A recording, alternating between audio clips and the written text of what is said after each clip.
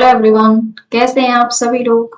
मैं एक बार फिर से आपके अपने यूट्यूब चैनल मैथ्स विद पाई पर आपका स्वागत करती हूँ और अभिनंदन करती हूँ। ठीक है, चलिए अब हम चलते हैं अपने आगे के क्वेश्चंस पे। ठीक है, ये हमारा क्वेश्चन क्या है। If C B A plus C A is equal to A C D, where A B C and D stand for distinct digit and D is equal to 0, then the value of A is. ठीक है, तो हमें ये expression दिया है, हमें बताया गया है जो ए बी सी और डी है वो अलग अलग डिजिट हैं। ठीक है, और डी की वैल्यू हमें 0 दी गई है और हमें ए की वैल्यू फाइंड करनी है। ठीक है, तो ये क्वेश्चन आपको समझ में आया होगा। चलिए अब देखिए इस अप्रोच हमारी क्या रहेगी एग्जाम में। ये मैं लिख लेती हूँ सी B A plus C A, sorry इसको हम लिखेंगे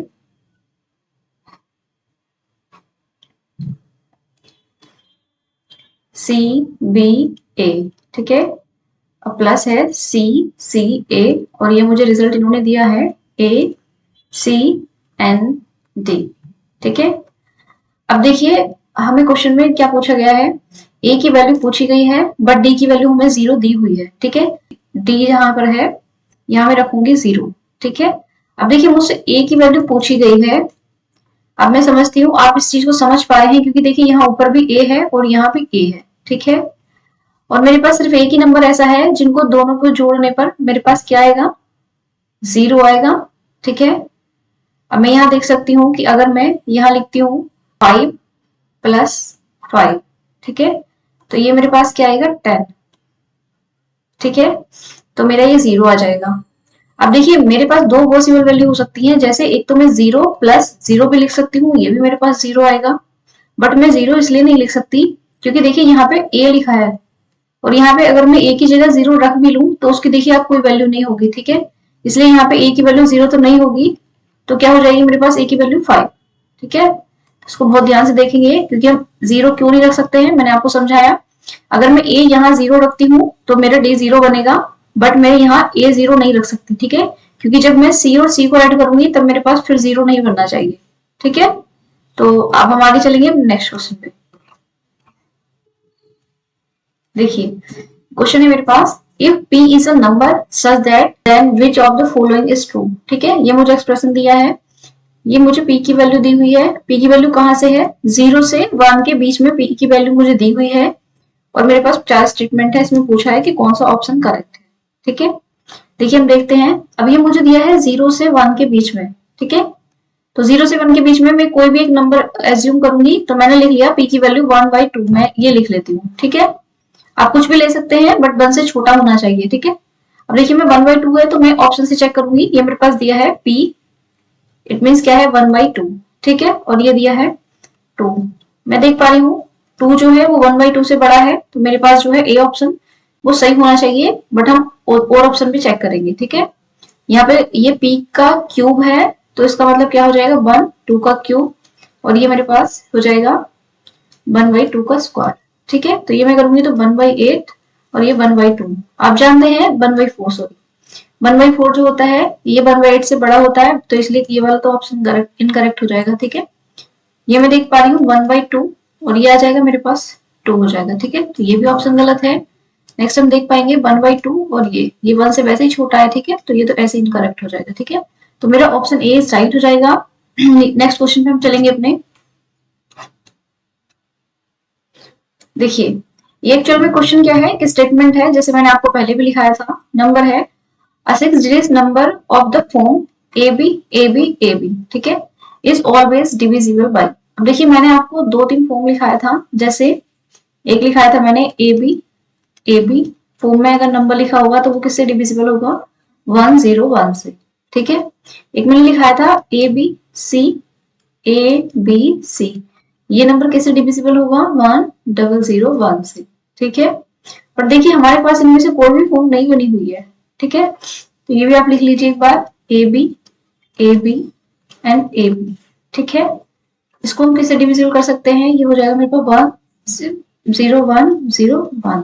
ठीक है, तो इसका आंसर हो जाएगा ये, तो ऑप्शन डी इज राइट हो जाएगा। ये तीनों चीज आपको याद रखनी है स्टेटमेंट के फॉर्म में। ठीक है, क्योंकि यहाँ से देखिए डायरेक्ट क्वेश्चन आया हुआ है, एग्जाम का ही क्वेश्चन मैंने लिया है, तो एक बार इसको आप देख लेंगे। ठीक है, तो नेक्स्ट क्वेश्चन पे चलेंगे हम अपने। देखिए हमारे पास क्वेश्चन क्या है, ये दिया है कोई नंबर है इज डिविजिबल बाई 132 से डिवाइड, ये डिविजिबल है, then the value of P. ठीक है, पी की वैल्यू फाइंड करनी है। तो नंबर में एक बार फिर से लिख लेती हूँ, 6 3 3 6 6 3 3 पी। अब देखिए मेरे पास नंबर जिसे डिवाइड मुझे करना है वो मेरे पास है 132। ठीक है, तो पहले मैं इसकी फैक्टर करूंगी, तो मेरे पास क्या आएगा, 11 1 जा 11, 11 2 जा 22। ठीक है, ये आ गया। पर देखिए 11 का रूल थोड़ा सा कैलकुलेटिव है, तो मैं एक बार इसको भी आपस में इसको डिवाइड करूंगी, तो मेरे पास क्या आ जाएगा, 4 and 3। ठीक है, और 4 3 का रूल हम बहुत अच्छे से जानते हैं। ठीक है, तो इसका मतलब क्या है, जो ये मेरा नंबर है ये मेरा 11 से डिवाइड होना चाहिए, 4 से भी और 3 से भी। ठीक है, अगर मेरा ये नंबर तीनों से कंप्लीटली डिवाइड होगा तभी मैं पी की वैल्यू निकाल पाऊंगी। ठीक है, बट हमारे पास सबसे इजी रूल किसका होता है, 3 का। तो पहले हम 3 का रूल चेक करेंगे। ठीक है, मैंने आपको क्या बताया था, जहां डिजिटल सम 3 6 9 12 15 जहां पे भी हो उसे हम काट देंगे, फिर आगे चलेंगे। ठीक है, देखिए 3 डिवाइड हो जाएगा, 3 कट गया, 3 भी गया, 6 भी 6 6 3 3 ये गया और ये 6। ठीक है, अब मेरे पास सिर्फ पी बचा है। ठीक है, देन अब देख सकते हैं हम, या तो मेरे पास पी की वैल्यू क्या होनी चाहिए, अगर मैं 3 से डिविजिबल कर पा रही हूँ उसके हिसाब से मेरे पास क्या होनी चाहिए पी की वैल्यू, या तो 0 3 6 9 12 50। देखिए अब ये 12 तो हो नहीं सकती है क्योंकि ये सिंगल डिजिट नंबर है। ठीक है, तो मेरे पास यही हो सकता है 0 3 6 या फिर 9। ठीक है, बट इनमें हमें दूसरा ये भी एक है कि इसको 4 से भी डिवाइड होना चाहिए। ठीक है, तो मैंने आपको 4 का क्या रूल सिखाया था, जो लास्ट के 2 डिजिट होंगे। ठीक है, 2 डिजिट, तो मेरे पास क्या है, लास्ट में 3 है और पी है। ठीक है, अब देखिए मेरे पास दो ऐसी मुझे वैल्यू सेटिस्फाई करनी है कि पी की वैल्यू इनमें से ही कोई हो, या तो 0 हो, 3 हो, 6 हो या 9 हो। ठीक है, और वो वैल्यू मुझे ऐसा भी है कि मेरे 4 से ये दोनों कंप्लीटली डिवाइड भी होने चाहिए। ठीक है, तो मैं क्या देख पाऊंगी, अगर मैं यहाँ 3 रखती हूँ तो 33 तो 4 से डिवाइड नहीं होता है, तो ये मेरे पास ऑप्शन नहीं होगा। ठीक है, इसको हम काट देंगे। 30 भी नहीं होता, इसको भी काट देंगे। उसके बाद मैं 6 लिखती हूँ, अगर मैं 36 लिखती हूँ तो मेरा ये 4 से कंप्लीटली डिवाइड है। ठीक है, तो मेरा 6 ऑप्शन हो सकता है, इसको एक बार होल्ड करेंगे। उसके बाद मैं चलती हूँ 9 पे, तो 39 हो जाएगा। 39 जो है 4 से डिविजिबल नहीं है।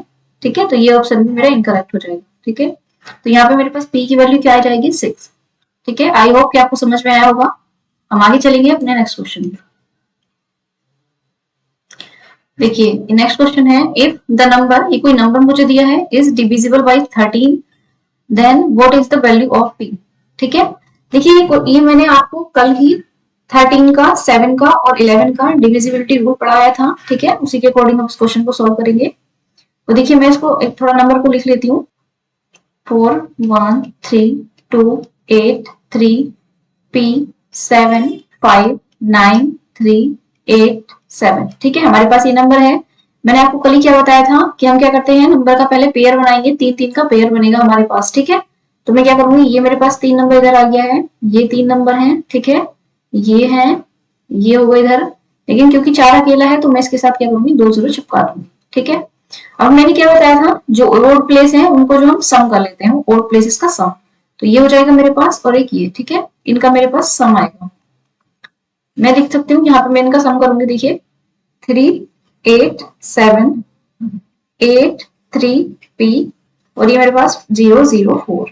ठीक है, तो जब मैं इसका सम करती हूँ तो मेरे पास क्या आएगा, 1 2 2 1 प्लस P। ठीक है, ये मेरे पास इसका सम आ रहा है। नेक्स्ट में देखती हूँ, अब इधर वाले इनका सम कर लेंगे हम। ठीक है, ये मेरे पास आएगा 7 5 9 और 1 3 2। ठीक है, जब मैं इनका सम करती हूँ तो मेरे पास आता है 1 9 एंड 8। ठीक है, अब मैंने क्या बोला था कि फिर हम इनका डिफरेंस लेंगे आपस में। ठीक है, तो देखिए यहीं से मैं लिख देती हूँ 1 2 2 1 प्लस P और ये डिफरेंस मैंने ले लिया इसका। ठीक है, तो मेरे पास डिफरेंस क्या आएगा, देखिए मेरे पास डिफरेंस आएगा 3 3 0 प्लस P। ठीक है, ये मेरे पास इसका डिफरेंस आया है। अब देखिए मैंने क्या बताया था, अगर 13 से डिविजिबल हमें बनाना है तो जो ये डिफरेंस आया है ये 13 से कंप्लीटली डिविजिबल होना चाहिए। ठीक है, अब हम देख पाएंगे यहाँ पे, मैं यहाँ से करती हूँ तो मेरे पास 13 2 से 26 होता है, ये मेरे पास 26 आएगा। यहाँ से मेरे पास आ जाएगा 7 0 इट मीन 70 है ना।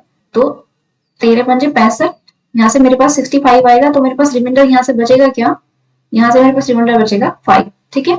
और प्लस p है मेरे पास, ये मुझे 13 से डिविजिबल बनाना है, तो देखिए मैं 8 की यहाँ पे p की वैल्यू क्या रख सकती हूँ। देखिए अगर मैं 3 रखती हूँ तो 8 हो जाएगा, ये तो नहीं कटेगा। 6 रखती हूँ 11, ये भी नहीं होगा। 7 अगर मैं रखती हूँ तो 12 हो जाएगा, ये भी नहीं होगा, ठीक है। तो 5 प्लस 8 मेरे पास क्या होता है 13, ठीक है। तो मेरे पास ऑप्शन डी इज राइट हो जाएगा।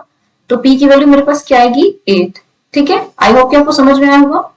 अब हम अगले क्वेश्चन पे चलेंगे अपने। देखिए क्वेश्चन है नेक्स्ट मेरा, अ 6 digit number is formed by repeating a 3 digit number, for example 347347, the resultant number will be divisible by, ठीक है। अब देखिए इन्होंने इतना बड़ा क्वेश्चन लिखा है, बट मैंने कल ही तुम्हें एक स्टेटमेंट आपको पढ़ाया था, ए बी सी, ठीक है। इस फॉर्म का अगर नंबर मेरे पास लिखा है तो वो किससे कंप्लीटली डिविजिबल होगा, 1001 से, ठीक है। तो देखिए इतना बड़ा क्वेश्चन है, बट हम तो उसे एकदम कर जाएंगे। ये मेरे पास ऑप्शन डी इज राइट हो जाएगा, ठीक है। नेक्स्ट चलेंगे हम अपने अगले क्वेश्चन पे। देखिए ये क्वेश्चन है मेरा, a leading chocolate producing company produces ABC chocolates per hour, ठीक है। ABC is a 3 digit positive number, ठीक है। जैसे कि हमने पढ़ा था पहले भी, ABC करके एक हमारे पास इस फॉर्म में कोई नंबर था, ठीक है। चलेंगे, in how many our is will produce ABC chocolates, ठीक है। तो हम एक बार इसको समझेंगे। एक कोई कंपनी है जो एक दिन में ABC चॉकलेट का उत्पादन करती है, मतलब बनाती है। तो वो पूछना चाह रहे हैं कि ABC इस फॉर्म में जो चॉकलेट बनेगी वो कितने घंटों में बनेगी, ठीक है। तो मैं समझ सकती हूँ कि ABC देखिए, ABC जो चॉकलेट इन्होंने दी है कि कितने आवर में बनेगी। अब देखिए कौन सा नंबर ऐसा है जो इनको डिवाइड करके, कंप्लीटली डिवाइड करके मेरे पास क्या आ जाए। इसको मैं कोई नंबर x ले लेती हूँ, ठीक है। कंप्लीटली डिवाइड करके मेरे पास ABC आ जाए, ठीक है। तो मैंने आपको क्या बताया था कि जो इस फॉर्म में नंबर होता है ABC एंड ABC, ठीक है। इस फॉर्म में नंबर है तो वो किससे कंप्लीटली डिविजिबल होता है। इसका अगर मैं फॉर्म लिखूं खोल के तो मेरे पास क्या आएगा, 1001 इंटू ABC। अब देखिए यहाँ पे यही तो दिया हुआ है और ये मुझसे पूछा गया है, ठीक है। तो ये क्या आ जाएगा मेरे पास, कितने आर में बनेगी, तो 1001 में, ठीक है। आई होप कि आपको समझ में आया होगा। हम आगे चलेंगे अपने नेक्स्ट क्वेश्चन पे। देखिए ये है, the sum of 3 digit numbers ABC, CAB and BCA is not divisible by, ठीक है। इसको बहुत ध्यान से देखेंगे, नोट दिया हुआ है, ठीक है, डिविजिबल नहीं है, इसमें नोट पूछा गया है। तो देखिए अब हम चलते हैं अपने क्वेश्चन पे, ABC, CAB और BCA। देखिए मैं थोड़ा आपको बताऊं, अगर मेरे पास 3 डिजिट नंबर ABC लिखा है, ठीक है, तो उसका मीनिंग क्या होता है। इसका मीनिंग होगा 100A plus 10B plus C, ठीक है, इसका ये मतलब है, ओके। आगे मेरे पास लिखा है CAB, आगे लिखा है मेरे पास CAB। इसका क्या मीनिंग है, सेम देखिए 100C plus 10A plus B, ठीक है, इसका ये मीनिंग है। नेक्स्ट हमारे पास लिखा है BCA, इसका क्या लिख लेंगे हम, 100B plus 10C plus A, ठीक है, ये मेरे पास लिखा हुआ है। अब देखिए मैं इन सबको ऐड करूंगी तो मेरे पास क्या जाएंगे, यहाँ 100A है, 10 है और ये है, ठीक है। तो मैं कैसे लिख पाऊंगी इसको, यहाँ मैं A कॉमन लूंगी, यहाँ पे मैं लिखूंगी 100 प्लस 10 प्लस 1, ठीक है। आगे मैं ऐसे लिख लूंगी, B के लिए भी मेरे पास यही आएगा 100 प्लस 10 प्लस 1, ठीक है। C के लिए भी हम देख पाएंगे तो यही आएगा 100 प्लस 10 प्लस 1, ठीक है। अब देखिए मैं सबको ऐड करूंगी तो मेरे पास क्या आएगा, 1 1 1, ठीक है। A plus 1 1 1 B plus 1 1 1 C, ठीक है, ये मेरे पास आएगा। अब देखिए मैं क्या करूंगी, ये 111 है मेरे पास, इसको मैं कॉमन लूंगी और मेरे पास ब्रैकेट में A plus B plus C ये मेरे पास आ जाएगा, ठीक है। अब देखिए मैंने आपको ये भी बताया था, जो मेरे पास 111 है उसके ऊपर मैं फैक्टर करती हूँ तो मेरे पास क्या आता है, 37 आता है इंटू 3, ठीक है। तो ये भी आप जानते होंगे, अभी मैंने आपको कल की परसों की क्लास में बताया था, ठीक है। अब देखिए मुझसे पूछा है नॉट डिविजिबल, ठीक है। तो अब देखिए एबीसी, क्योंकि इसमें आ ही रहा है तो एबीसी से तो डिवाइड होगा ही, तो हमारा ए तो डिवाइड हो जाएगा, तो ऑप्शन ए तो गलत हो जाएगा, ठीक है। अब 111 के मैंने फैक्टर को देख तो 37 और 3 भी आया, ठीक है। तो ये ऑप्शन भी गलत हो जाएगा, ये भी गलत हो जाएगा, क्योंकि इनसे डिविजिबल है, ठीक है। नोट पूछा है इसलिए मेरे पास 31 है, ठीक है। तो आई होप कि आपको समझ में आया होगा। देखिए हमारा नेक्स्ट टॉपिक है unit digit and number of zeros, ठीक है। तो मैं थोड़ा इसके बारे में आज आपको बताऊंगी, बाकी जो भी हम डिटेलिंग है वो हम कल पढ़ेंगे, ठीक है। तो अब देखते हैं थोड़ा यूनिट डिजिट के बारे में, ठीक है। देखिए यूनिट डिजिट है क्या, पहले ये समझेंगे। यूनिट डिजिट क्या है मेरे पास, ये हम समझेंगे। जैसे मेरे पास कोई नंबर लिखा है 4 3 2 1 5 7 6, ठीक है। तो मेरे पास जो यूनिट डिजिट है वो मेरे पास है 6, ठीक है, जो सबसे लास्ट में आएगा। अब देखिए थोड़ा मैं बता दूं आपको, जैसे मैंने कोई फॉर्म में लिखा है ABC, ये मेरे पास कोई नंबर है 3 डिजिट नंबर, ठीक है। इसको हम देखेंगे 3 डिजिट नंबर है ये मेरे पास। अब इसको अगर मैं लिखूं यूनिट डिजिट की फॉर्म में, ठीक है, या डिजिटल फॉर्म में अगर मैं इसको लिखना चाहती हूँ तो कैसे लिख पाऊंगी। देखिए C है तो यहाँ पे 1 इंटू सी होता है, ठीक है, प्लस यहाँ से 10 इंटू बी है ये होगा, एंड 100 इंटू ए ये होगा, ठीक है। तो अगर मैं डिजिटल फॉर्म में इस नंबर को लिखूंगी तो मेरे पास ये नंबर आएगा 100A plus 10B plus C, ठीक है। तो देखिए जिसके साथ कोई 10, ये तो मेरे पास होती है यूनिट डिजिट, ठीक है, ये होती है 10 डिजिट और ये होते हैं 100 प्लेस पे, ठीक है।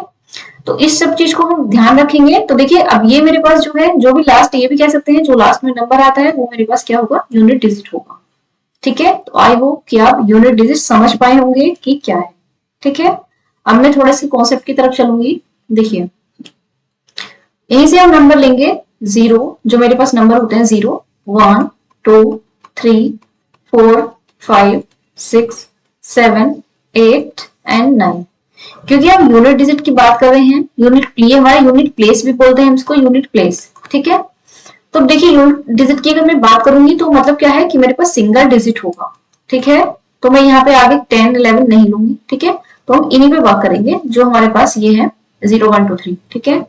अब देखिए मैं 0 के बारे में आपको बताऊं, 0 की हम किसी से भी मल्टीप्लाई करेंगे तब मेरे पास 0 ही आएगा, ठीक है। और अगर मैं 0 में किसी चीज को ऐड करूंगी तो मेरे पास वही नंबर आएगा, ठीक है। जैसे मैं समझ सकती हूँ, अगर मेरे पास A B फॉर्म में कोई नंबर लिखा है, अगर मैं उसकी 0 से मल्टीप्लाई करती हूँ तब तो मेरे पास 0 ही आएगा, तब यूनिट डिजिट क्या आ जाएगी, 0, ठीक है। बट अगर मैं AB फॉर्म में कोई मेरे पास 2 डिजिट नंबर लिखा है, उसमें मैं 0 को ऐड करती हूँ तो मेरे पास क्या आएगा, यूनिट डिजिट B ही आ जाएगी, ठीक है। आई होप आप इतना समझ पाए होंगे, ओके। अब हम चलते हैं 1 में, ठीक है। देखिए क्या है, अगर मैं 1 की बात करती हूँ तो 1 हम एक चीज देख पाते हैं कि एक तो 1 यूनिवर्सल फैक्टर है, बट अगर मैं 1 की कितनी भी पावर करूं, ठीक है, अब हम पावर वाले सेंस में देखेंगे इसको। 0 है, अगर 0 की मैं कितनी भी पावर करूं तो मेरे पास 0 ही रहेगा, ठीक है। तो यहाँ पे 1 की मैं कितनी भी पावर करूंगी तो मेरे पास 1 ही आएगा। एंड मेरे पास 5 है, 5 की मैं कितनी भी पावर करती हूँ तो मेरे पास 5 ही आता है। देन 6 है। तो देखिए जो मेरे पास नंबर हुए हैं 0 1 5 एंड 6, ठीक है। इसके लिए मैं लिखूंगी gives the same unit digit, ठीक है, same unit digit as they themselves. अब देखिए इसका मतलब क्या है, 0 है 1 है 5 है एंड 6 है, ठीक है। तो इनकी कितनी भी आप पावर करेंगे, जैसे मैंने बोला कि मैं 1 की पावर 3 करती हूँ, ठीक है, तभी मेरे पास 1 ही आएगा यूनिट डिजिट में, ठीक है। 5 की मैंने करा 3 पावर में कर दूं तभी मेरे पास 125 आया। इसका मतलब क्या है कि यूनिट डिजिट मेरे पास फिर भी 5 है, ठीक है। अगर मैं 6 की पावर 3 भी कर देती हूँ या 6 की पावर 2 में यहाँ देख लेती हूँ तो 36 है, ये भी मेरे पास यूनिट डिजिट 6 ही आएगा। देन यहाँ पे 216, देखिए यहाँ पे यूनिट डिजिट 6 ही है, ठीक है। तो आप ये 4 नंबर याद रखेंगे, 0 है 1 है 5 है एंड 6 है, ठीक है। इनकी हम कितनी भी पावर करेंगे तो मेरे पास क्या आएगा, यूनिट डिजिट सेम ही नंबर आएगा, ठीक है, जो ये अपने नंबर है, ठीक है।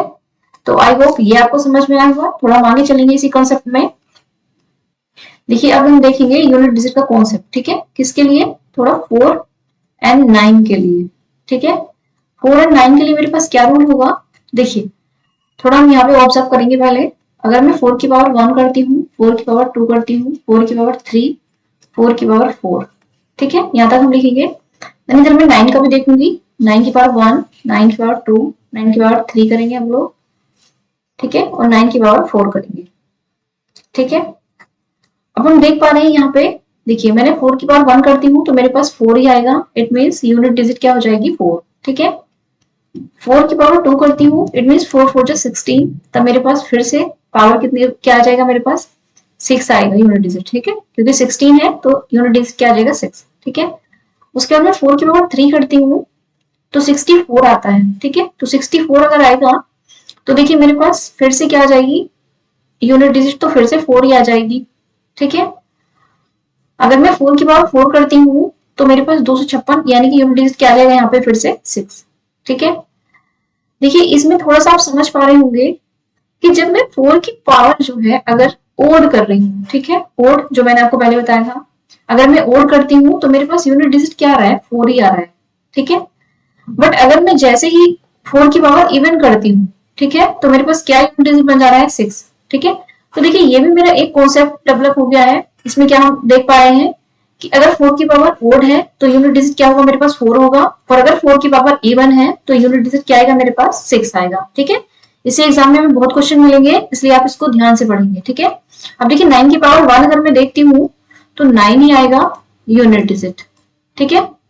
9 की पावर अगर मैं 2 करती हूँ तो 9 9 से 81 होता है, तो यूनिट डिजिट क्या जाएगा 1, ठीक है। उसके बाद यहाँ पे मैं 9 की पावर 3 करूंगी तो मेरे पास यूनिट डिजिट फिर से 9 ही आएगा, ठीक है। नेक्स्ट 9 की पावर 4 करूंगी तो फिर से मेरे पास यूनिट डिजिट क्या आ जाएगा 1 आ जाएगा, ठीक है। तो देखिए आप इसमें भी सेम पैटर्न देख पा रहे हैं, अगर मैंने 9 की पावर ओड करती हूँ अगर मैं, तो मेरे पास यूनिट डिजिट क्या आता है 9 आता है, और वहीं अगर मैं 9 की पावर इवन करती हूँ तो मेरे पास क्या आता है यूनिट डिजिट 1 आता है, ठीक है। तो देखिए ये भी मेरे पास एक कॉन्सेप्ट हो गया है कि अगर मैं 9 की पावर ओड करूंगी तो मेरे पास यूनिट डिजिट क्या होगा 9 होगा, और अगर 9 की पावर में इवन करती हूँ तो मेरे पास यूनिट डिजिट क्या आएगा 1 आएगा, ठीक है। तो आई होप कि आपको ये भी समझ में आया होगा। देखिए अब मेरे पास क्या क्या नंबर बचे, हमने किस किस का पढ़ा है, हमने पढ़ा है 0, 1, 5, 6, 4 एंड 9, ठीक है, ये तो मैंने पढ़ लिए। अब मेरे पास क्या क्या बचा है पढ़ने के लिए, कौन से नंबर बचे हैं, 2 है, 3 है, 7 है एंड 8 है, ठीक है। इनके बारे में हम आप पढ़ेंगे, ठीक है। देखिए मैं इसमें भी देखूंगी आपको इसमें क्या बताना चाह रही हूँ मैं, एक बार आप देखेंगे तो मैं 2 को लेकर के शुरू में चलूंगी, ठीक है। हम 2 को देख पाएंगे 2। अब देखिए 2 की पावर अगर मैं 1 करूंगी तब हम देख पाएंगे 2 की पावर 2, 2 की पावर 3, 2 की पावर 4, 2 की पावर 5, 2 की पावर 6, ठीक है, ये हम देख पाएंगे। ऐसे हम आगे भी लिख सकते हैं, ठीक है। अब मैं देखती हूँ मैं 2 की पावर 1 करती हूँ तो मेरे पास यूनिट डिजिट क्या आएगा, तब 2 ही आएगा, ठीक है। 2 की पावर 2 करती हूँ तो 2 2 जा 4 है तो यूनिट डिजिट 4 हो जाएगा, 2 2 जा 4, 2 जा 8, अब देखो 4 2 जा 8 इसे मल्टीप्लाई कर लेती हूँ तो 8 आ गया, एंड 8 2 जा 16, 6 आ गया, एंड 6 2 जा 12, फिर मेरे पास 2 आ जाएगा। उसके बाद मेरे पास फिर से 4 आएगा, देन फिर भी आगे चलूंगी तो फिर से मेरे पास 8 आएगा, ठीक है। अब देखिए थोड़ा मैं आपको एक चीज समझाऊंगी, आप एक बार सिमिलरिटी देख पा रहे हैं क्या, 2 4 8 6, 2 4 8, और मैं आगे भी अगर चलती हूँ तो मेरे पास 6 ही आएगा, ठीक है। तो देखिए हम देख पा रहे हैं ये मेरे पास एक साइकिल जैसा बन गया है, ठीक है। जैसे 2 4 8 6, फिर से 2 4 8 6, फिर आगे चलेंगे तो फिर से 2 4 8 6 ही आएगा, ठीक है। तो इसका मतलब क्या है कि जो मेरे पास 2 है इसका इसका 4 वाला साइकिल होगा मेरे पास, ठीक है, हम इसको बोलेंगे 4 वाला साइकिल, ठीक है, इससे हम पहचान पाएंगे। अगर मेरे पास 2 की जो पावर है वो अगर मेरे पास 4 से डिवाइड होगी, तो मैं मान लेती हूँ कि 2 की पावर मेरे पास इस समय 9 है, ठीक है, इसका एग्जांपल हम लेंगे। अगर मेरे पास 2 की पावर 9 है तो अब मैंने पूछा है कि यूनिट डिजिट क्या आएगा, ठीक है।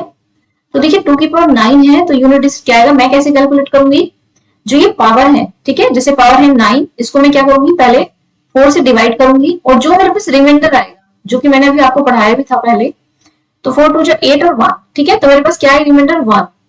अब देखिए अगर मेरे पास रिमाइंडर 1 आता है, ठीक है, तो अगर रिमाइंडर 1 आएगा तो मेरे पास यूनिट डिजिट क्या आएगी ये हम देखेंगे। तो यूनिट डिजिट क्या आएगी देखिए मेरे पास, फिर से इसकी पावर में देखते हैं 1 है तो यूनिट डिजिट 2 है, तो ये मेरा आंसर 2 हो जाएगा, ठीक है। अगर यही मेरे पास रिमाइंडर 2 आता तब क्या हो जाता, मेरे पास यूनिट डिजिट 4 हो जाती, ठीक है। 3 आता तो क्या हो जाता, 8 हो जाता, एंड 4 तो आएगा ही नहीं, ठीक है, हो आएगा। अगर ये मान सकते हैं उस रिमाइंडर को हम 4 नहीं बोलेंगे, उस रिमाइंडर को हम क्या बोल देंगे लास्ट में, 0, ठीक है। अगर रिमाइंडर 0 आता है तो मेरे पास यूनिट डिजिट क्या होगा, 6 हो जाएगा, ठीक है। तो आप ये सब नोट करेंगे, ठीक है। ये बहुत ही इंपॉर्टेंट चीजें हैं, ये आपको एग्जाम में बहुत हेल्प करेंगी और क्वेश्चन को बहुत जल्दी सॉल्व करने में आपकी हेल्प करेंगी, ठीक है। तो मैं चाहती हूँ आप बहुत ध्यान से पढ़ें, ठीक है। तो एक कॉन्सेप्ट हम ये भी बना सकते हैं कि अगर मेरे पास, हाँ ये देख सकते हैं, यहाँ से लिख दूंगी मैं एक बार कि अगर रिमाइंडर क्या है, 1 है तो मेरे पास यूनिट 2 आ जाएगा, रिमाइंडर 2 है तो मेरे पास 4 आएगा, रिमाइंडर 3 है तो मेरे पास ये 8 आएगा, और यहाँ से अगर पावर का रिमाइंडर 0 है, ठीक है, इसका मतलब क्या है कि अगर पावर जो है 4 से कंप्लीटली डिविजिबल है तो रिमाइंडर तो 0 होगा, बट जो यूनिट डिजिट है वो क्या आएगी, मेरे पास 6 आएगी, ठीक है। तो आई होप कि आपको ये सब समझ में आया होगा, ठीक है। 3, 7 एंड 8 इनका रूल हम कल पढ़ेंगे, ठीक है। और मैं आपसे आशा करती हूँ कि आप सबको ये चीज समझ में आ रही होगी, ठीक है। आप नोट्स भी बनाएंगे प्रॉपर और उसको रिवाइज भी करेंगे, ठीक है। तो आपके जरूर एग्जाम में अच्छे मार्क्स आएंगे, एंड आप मेरा भरोसा रखिए, ठीक है। और प्लीज अगर सेशन आपको अच्छा लगता है तो please like, share and subscribe कीजिए, एंड थैंक यू।